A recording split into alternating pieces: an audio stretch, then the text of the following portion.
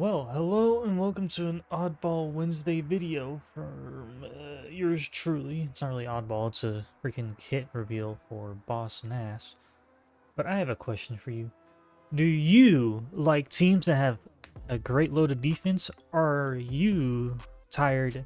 Weren't you tired of having defense crons ruining the game? If you answered yes or no to those questions, and well, if you answered no to, defense crons ruining the game, then you're tired of them ruining it. Congratulations! Too bad. CG doesn't give a shit because we have yet another team that's going to have loads of defense. I say another because this is the third character as of late that they're releasing that will have loads of defense built into their kits. Looking at you, Bane and Bo-Katan Mandalore. But anyways, Boss Nass. CG was catching a little flack on Reddit earlier today about their TikTok account posting like event live now with Boss Nass being featured on it. Well, no, because this event doesn't come until probably tomorrow on probably what, the 22nd? Yeah, that'll be Thursday. So, but anyways, so Boss Nass is obviously going to be the Gungan leader. He's a support, and it looks like he doesn't do any damage from the looks of his abilities. Whenever I was reading through it earlier, he's going to have a Territor Army, disgusting. Apparently, there's going to be lots of buffs and debuffs that will help control the flow of the battle. They wanted his Jowl Shake to be part of the kit, so it's one of the abilities. Yippee-ki-yay. Apparently, the shield generator is going to be helping provide a tremendous amount of resilience and synergy for each Gungan ally. And resilience, they do mean a ridiculous amount of resilience.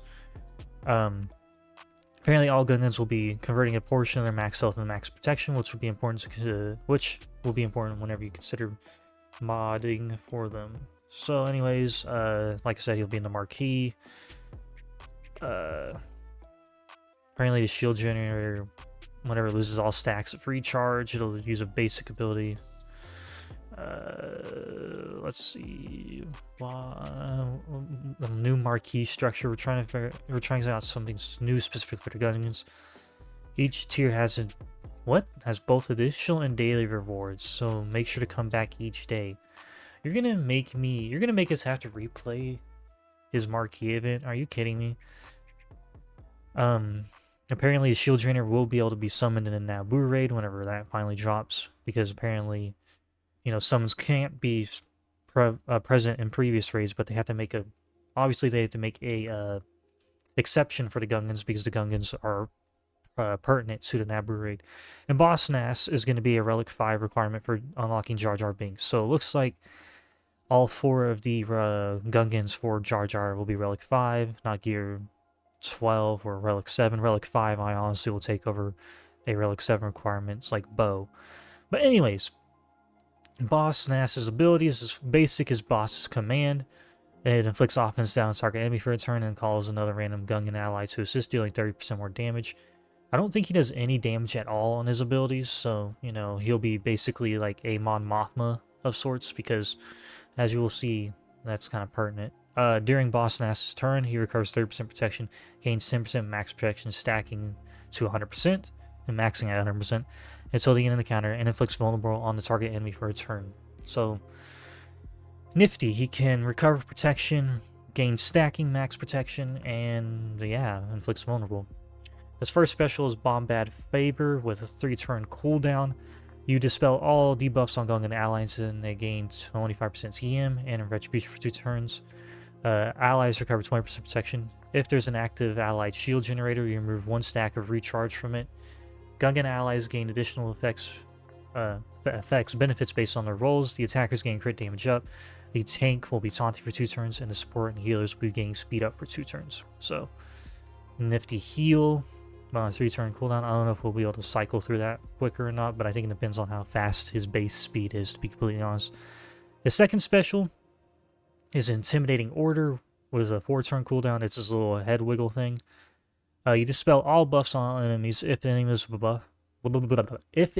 was buffed, you remove 25% TM from him. If they were a separatist, you remove 50% TM instead. So basically, just a really nifty way of dealing with separatists like Grievous and Trench and the Geos.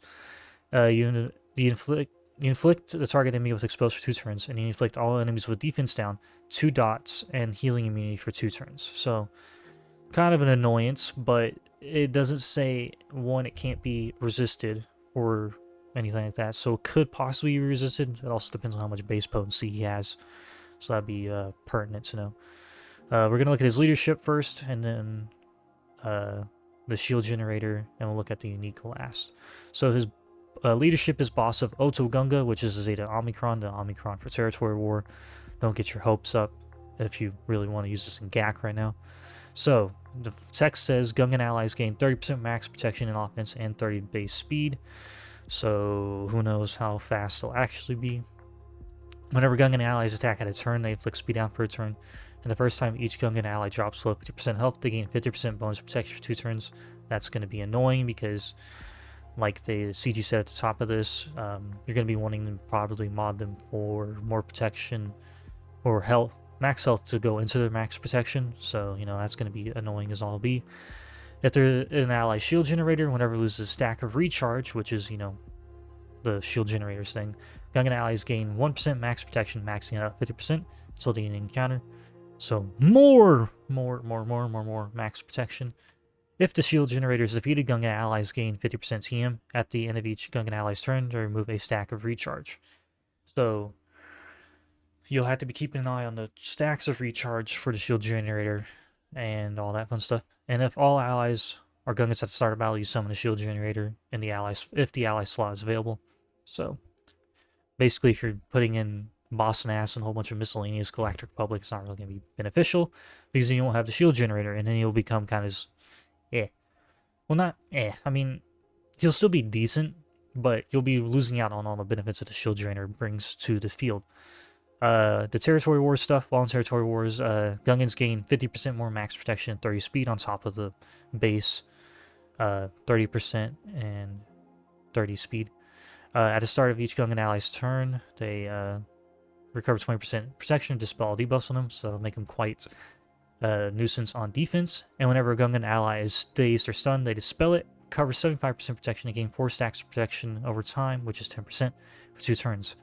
So that is going to really slow down a couple teams, especially throughout Daze and Stun in Territory War, so that'll be fun to deal with. Now we're going to look at the summoned unit, which is the shield generator over here.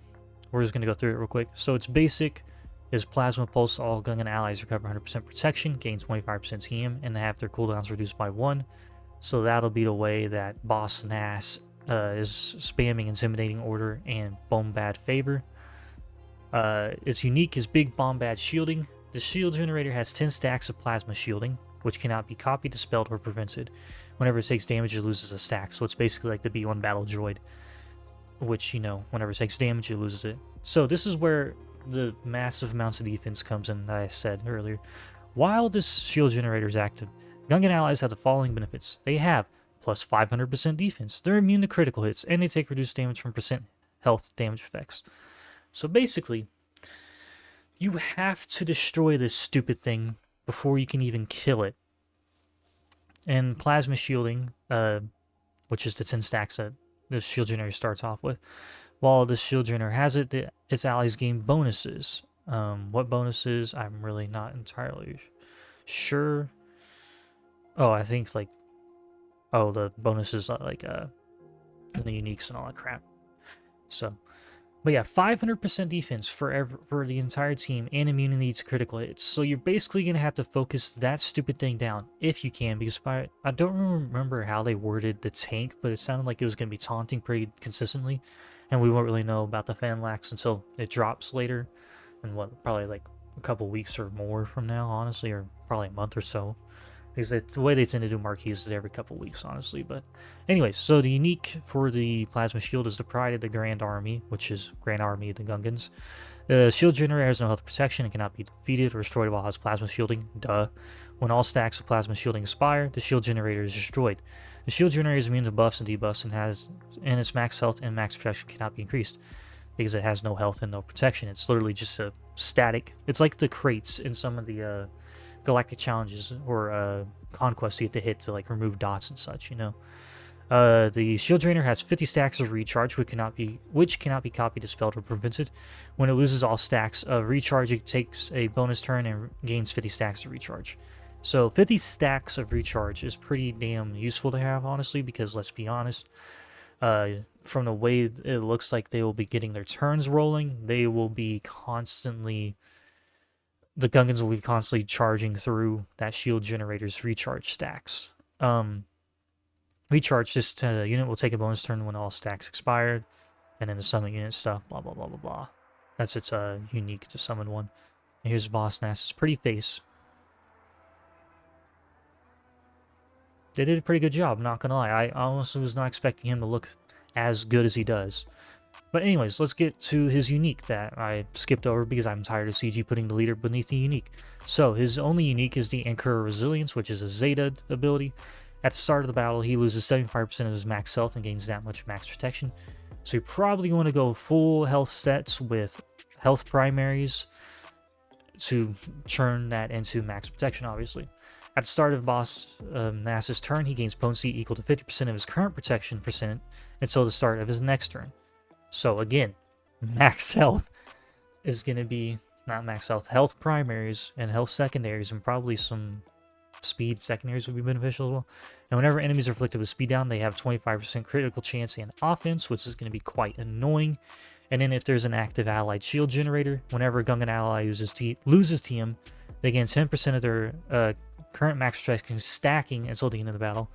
And whenever Boss Nass inflicts a debuff, he deals true damage to the afflicted target. So he's not complete. He's not like Mon Mothma. He's not like C-3PO. He's not going to be like the Tusken Chieftain. He actually does do damage whenever he inflicts debuffs, which he does on his basic with the vulnerable.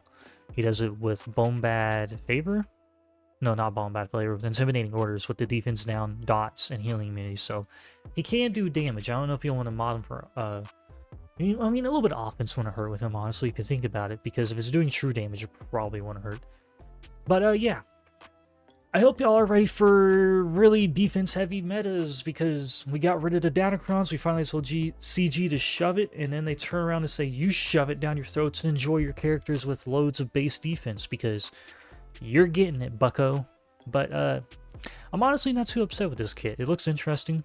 I was not the biggest fan of the Gungan faction, particularly coming, but if the rest of them look as interesting as Boss Nass is, I will not be honestly too upset with them. So time will tell, and we'll see if my comment ages like milk or not. But yeah, let me know what y'all think of him in the comments below. And as always, thank you guys for watching, and I'll catch you later. I hope you have a good rest of your day.